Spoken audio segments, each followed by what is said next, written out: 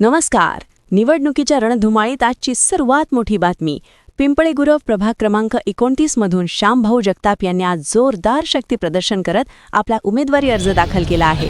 ढोलताशांच्या गजरात आणि समर्थकांच्या मोठ्या उपस्थितीत पिंपळे गुरव परिसर अक्षरशः दणाणून गेला. पाहूया या शक्ती प्रदर्शनाची दृश्य आणि जगताप यांनी दिलेला विकासाचा विश्वास.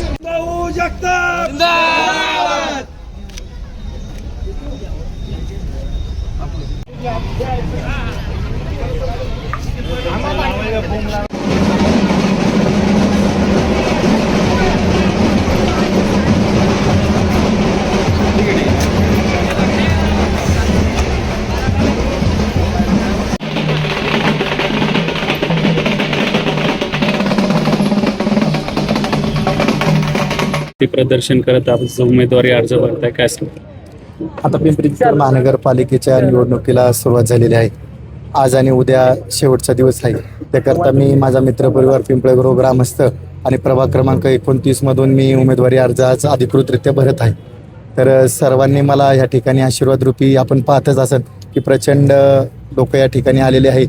तर त्यांच्या आशीर्वादाने निश्चित येणाऱ्या निवडणुकीत माझा विजय निश्चित आहे असं मी मानतो. परंतु कोणत्या पक्षाकडून तुम्ही अर्ज भरताय? कारण की तुमच्या रॅलीमध्ये देखील दिसतं इथले स्थानिक आमदार शंकर जगताप आणि इथले स्थानिक नेते नाना काटे जे राष्ट्रवादीचे, ते दोघांचं आपण फोटो घेऊन फिरताय. कोणत्या पक्षाकडून नक्की तुम्ही अर्ज भरताय? नाही, आता काय आलं ॲक्च्युली, आता महायुतीचं सरकार आहे, त्यामुळं भारतीय जनता पार्टी असेल, राष्ट्रवादी काँग्रेस असेल किंवा शिंदेची शिवसेना असेल, या महायुतीच्या माध्यमातून मी पुढे जात आहे. आता उमेदवार भरपूर या ठिकाणी इच्छुक असल्या कारणाने आता सांगू शकत नाही की कोणत्या पक्षाची उमेदवारी आपल्याला मिळेल.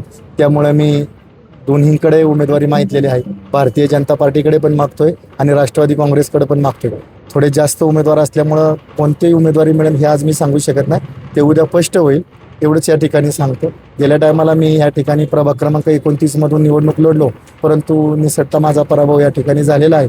त्यामुळं ती पसंती आणि लोकांचं प्रेम पाहता निश्चित येणाऱ्या महानगरपालिकेत चांगल्या मताने मी निवडून एवढेच विश्वास या ठिकाणी देतो. या दोन्ही नेत्यांचा तुम्हाला पाठिंबा असं म्हणायचं?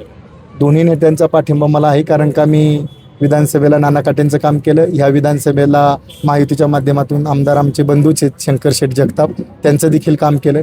त्यामुळं दोन्हींनी मला या ठिकाणी शब्द दिलेला आहे की येणाऱ्या महानगरपालिकेत निश्चित आम्ही तुला नेण्याचा प्रयत्न या ठिकाणी करू.